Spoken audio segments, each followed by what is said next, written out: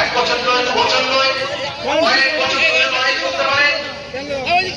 সেই লড়াইকে সফল করার জন্য আপনারা নিজেদেরকে প্রস্তুতি নেন এবং আগামী দিন আপনাদেরকে আমাদের এই যে রামারা রয়েছে তারা যখনই ডাকবেন তখনই আসবেন, কিন্তু আবেগ দিয়ে নয়। সম্মানিত বন্ধু, আমাদের এই রোগ, দ্বিতীয় রোগ, এটা আমরা ইমাম মুয়াজ্জিনদের জন্য করেছি।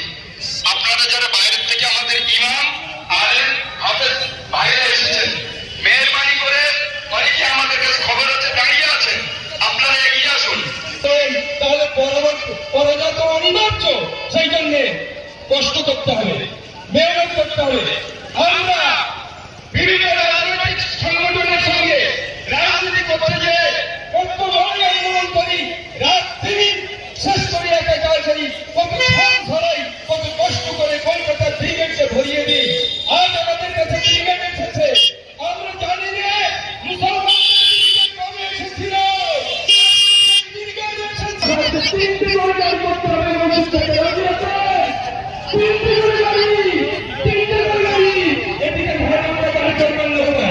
আপনাদের এখানে শক্তি কমে যাচ্ছে, করতে হবে, করতে হবে।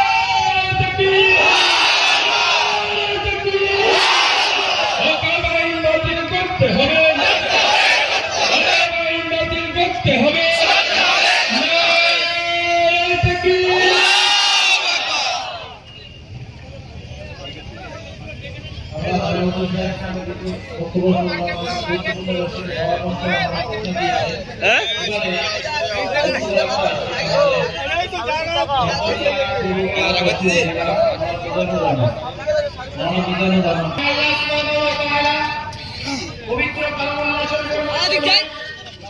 মৃত্যু যখন এসে যায় তখন তোমাদের সম্পর্ক নিয়ে তোমাদের